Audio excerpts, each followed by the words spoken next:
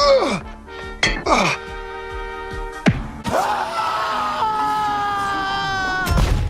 have a rumbling feeling in my wallet that these concept series figures are going to bleed me dry.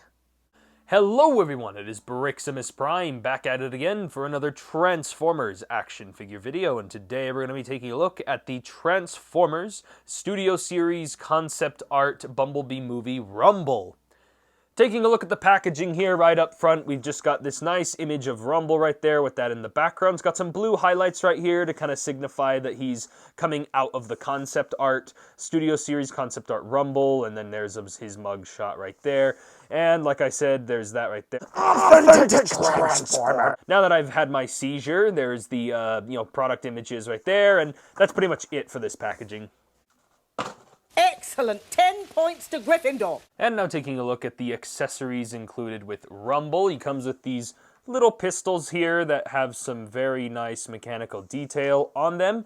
The only thing is, the thing about this Rumble is it doesn't really make much sense why he comes with blasters when he literally has no hands. Where's my hands? But a place where you can put them is he's got 3mm pegs there on his back, which when you plug these in, they then create the little effect that he had in G1 where he's got the guns on his back, and that does create for a nice display with the figure. But though it does make me question why they even bothered including these in the first place. Firmly grasp it in your hand.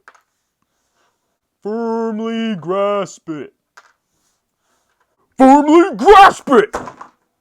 And here's now taking a look at the concept art series Rumble. I love the red visor he has there in his face. That dark gray helmet looks fantastic. And also, I love how they didn't just give him one shade of blue. They kind of gave him a light shade and a dark shade of blue with like bits of yellow and some shiny silver kind of thrown throughout.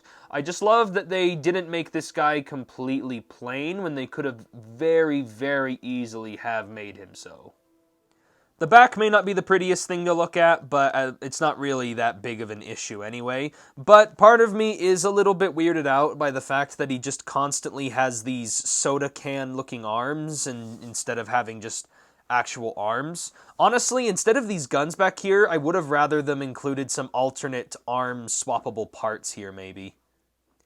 Also, it took me the longest time to realize that there are Decepticon logos on the bottom of these pile drivers. I'm just retarded like that. Going over the Leave me alone! And now going over Rumble's articulation. Rumble has a little swivel here at the head, so it allows him to look side to side. It can look up and down just a little bit, but only by a little bit. Shoulders can move outward that far, though they do kind of... They can rotate a full 360. He does have a hinge joint here and a hinge joint here, so you can break his arm, but that's more so for the transformation. He does have a bit of an ab crunch and an arching back kind of articulation here, though for me, I personally would have preferred that they gave him a waist swivel while they were at it. And then he does have his hips that rotate forward. They can rotate back. They can move outward that far. He doesn't have a thigh swivel, but he does have a swivel at the knee, and then a bend at the knee because it's all on a ball joint. And then he just has a hinging up and down toe due to articulation, so some kind of foot articulation down there. Not bad on a figure of his size. And yeah, I can easily see this getting repainted in red and black later on. Shut up and take my money! Getting into comparisons, here he is with the last Studio Series Core Class Bumblebee movie, cassette former that we got, the Ravage. Here he is next to the Studio Series 86 Core Class Rumble. I'm surprised that this one feels heftier than this figure, even though this one is more on par with Micromasters. Here he is next to the last Studio Series figure I took a look at in the Studio Series, the Noah Diaz. Surprised to see how much taller Noah is compared to Rumble. And then finally, here he is with Soundwave. As you can see, he is quite small. But being so small just means that he's a great companion piece to go with Soundwave. Now let's get into this little guy's transformation. Yeah, believe it or not, we're done. Now some of you might be asking, what is that exactly? I don't know. I don't know, what are you asking me for? Some sort of cube-looking thing. Also, those guns he came with just stuff right in between his legs. I'm not going to blame the figure too much for having this particular alt mode, because it technically, the character never actually transformed in the movie because he wasn't there. Getting into comparisons, here he is with the last Studio Series Core Class Bumblebee movie, cassette former that we got, the Ravage. Here he is next to the Studio Series 86 Core Class Rumble. Here he is next to the last Studio Series figure I took a look at in the Studio Series, the Noah Diaz. And then finally, here he is with Soundwave. As you can see, he is... The McRib is back!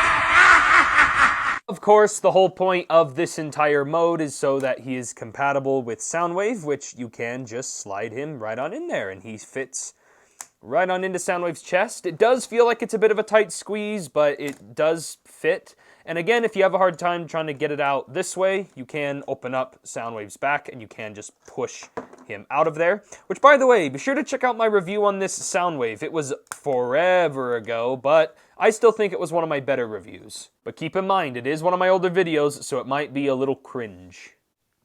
And yeah, that is basically it for my review on the Studio Series Concept Art Series Core Class Rumble. Like I said before, if they ever end up making a frenzy of this, I'm just not going to review it, because the review is pretty much just going to be, it's black and red.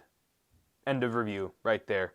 So, yeah, so this is a really good figure, actually. Like, my only issue is that I hate that, kind of similar to the whole leader class thing, how leader class figures keep getting smaller and smaller, and Voyagers feel like they're now becoming Deluxes, and Deluxes feel like they're now kind of becoming Legends class.